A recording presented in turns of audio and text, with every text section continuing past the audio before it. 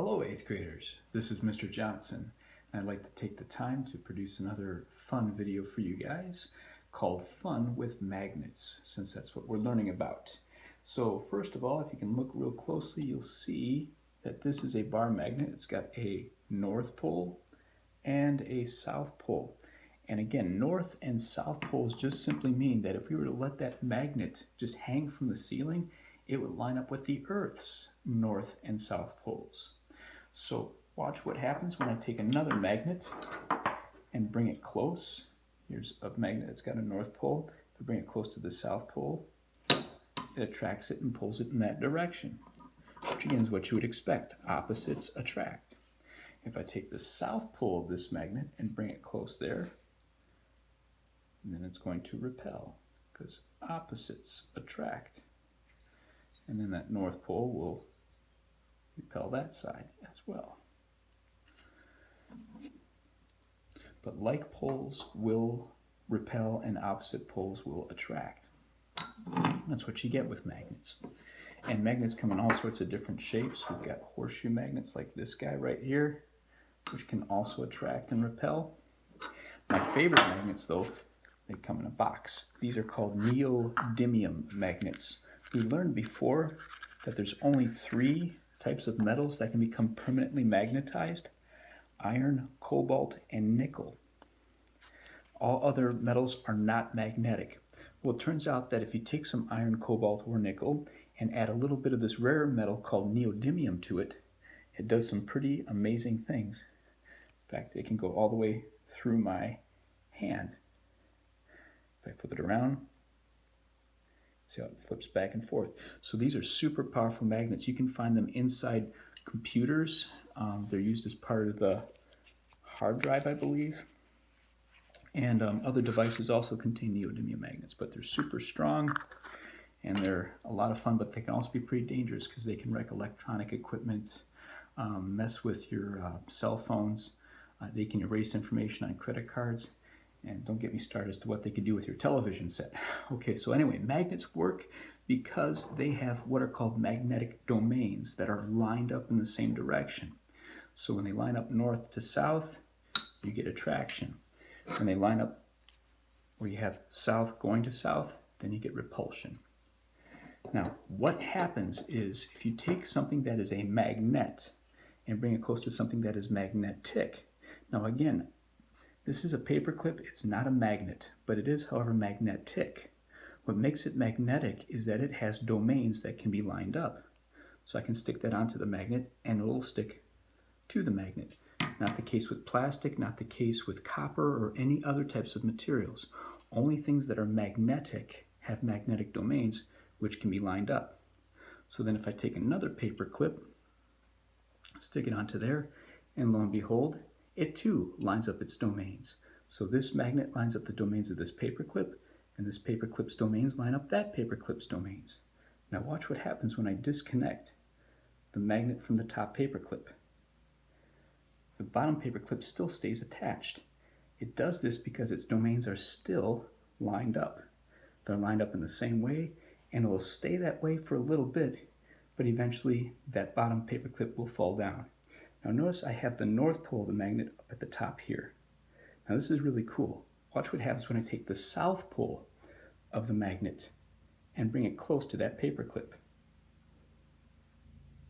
I don't even have to touch it. I just bring it close and the bottom paperclip falls down. The reason why it falls down is because now those domains have been reversed. So again, I can take off this top paperclip or top magnet from the top paperclip and the domains stay lined up. But if I flip it around and bring the north pole close to it, it falls down again because those domains get reversed, which I think is kind of cool. So anyway, in the history of magnetism, people found many years ago that you can take a magnet and you can balance it on a little spindle or some sort of point of balance, or you can hang it from a string, or you can even float it in a tub of mercury, and that magnet will line up with the Earth's north and south pole. This happens to be a little compass. And you can see if I agitate a little bit, it'll still line up and go north and south. Okay, and here's another compass. It kind of does the same thing. There's other magnets on the table which cause that to get deflected. Now it's lining up with that other compass. See how these two magnets get lined together. But it lines up north and south because the Earth has a magnetic field around it. And for literally thousands of years, people have been able to navigate in the oceans using floating magnets that line up north and south, which makes it kind of helpful.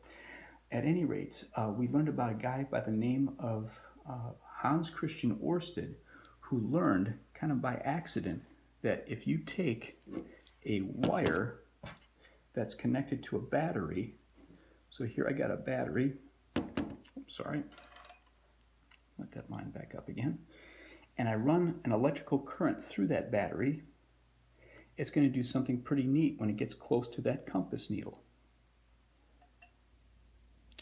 Okay, so I just connect the other end here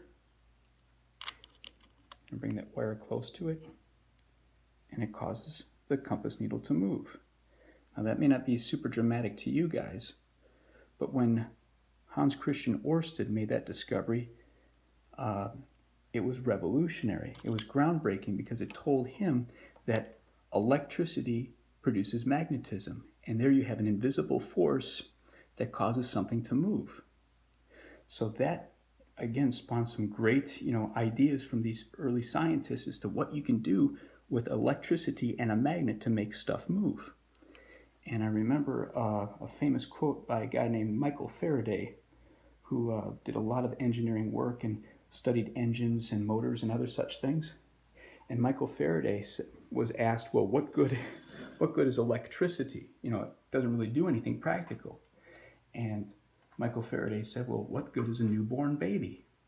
Now, a baby can't do much of anything either, but that baby can grow up and do some pretty amazing things when he or she gets older. And likewise, electricity led to the development, and magnetism led to the development of a motor. So here's a very simple motor. I'm just going to connect part of it together here. A simple motor has two magnets, or you can have more magnets, I suppose. On this side, it's the south pole of a magnet. On the other side, it's the north pole of a magnet. So you got a south and a north.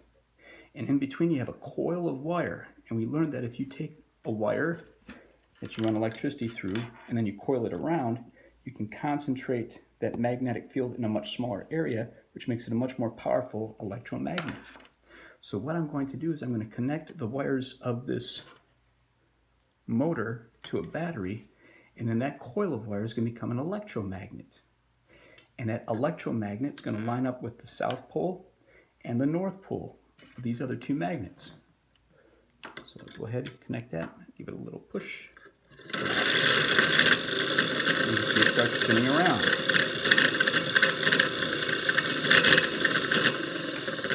I'll go ahead and I'll just disconnect that. So here's the thing, folks. Well, how come it spins around when you run electricity through it? Shouldn't it just go south, north, south, north? Wouldn't this electromagnet right here just line up north, south, and that'd be it? Well, it turns out that there's a device on this motor called a commutator, and that's the thing that's right here. And without getting too much into technical details, this commutator reverses the flow of electricity through this coil of wire. So this coil of wire again is an electromagnet. So when it becomes electrified, it lines up south, north, and would just flip around once and line up. But as it happens, that commutator reverses the flow of electricity. So every time this thing flips around to go south, north, the flow of the electricity in that coil of wire reverses. So it goes south, south, north, north. Well, it doesn't like that, so it flips around again to go south, north, but then it reverses to the coil of wire again. South, south, north, north. So it's constantly repelling. Every time it flips around, it reverses the flow of electricity, which makes it constantly flip around and spin. So again, you have a magnet, an electromagnet, and that's what causes it to spin, because it's attracting and repelling to make this thing spin around. So anything that rotates like a fan or a drill or a blender uses this type of technology with magnets and an electromagnet. I want to go back to our compass needle. I just forgot something here. Now, I noticed that when you run electricity from a battery close to it, the needle gets deflected. You can see that right there, because that wire becomes magnetized. Well, what about a more powerful current of electricity? Let's say, for example, from an electrical appliance. So I happen to have a vacuum cleaner right here at the ready. I have to clean up my floor in just a little bit. Now there's a mess. So I'm going to go ahead and turn on the vacuum cleaner, and then I'm going to bring the coil of wire close to that compass needle. And watch what happens to the compass needle when that coil of wire gets close to it. This is going to be loud. Okay, so here's the wire from my vacuum cleaner. Oh, I hit it. Darn it. And I just bring it close. And I got nothing, guys. I got nothing. Now again, electricity was definitely going through this wire, so how come it didn't deflect the compass needle?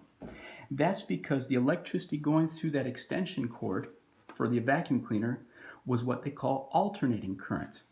And remember, alternating current, we learned, has electrons going back and forth constantly.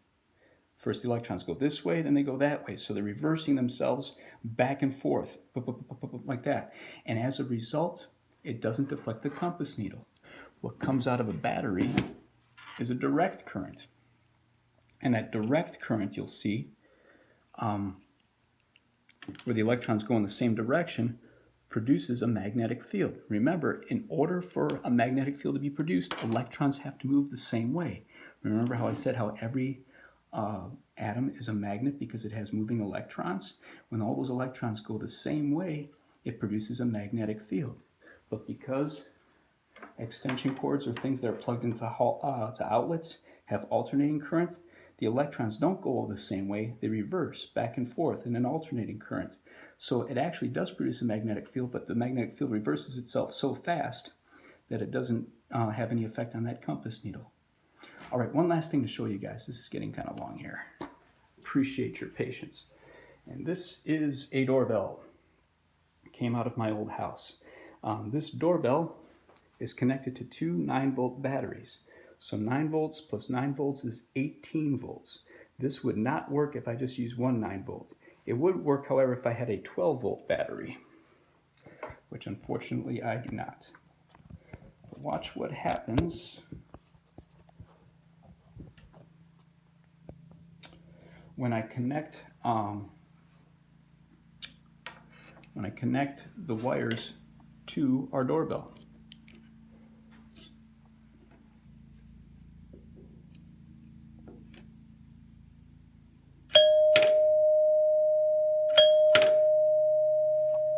Kind of cool. It even makes a little spark. I don't know if you guys can see that.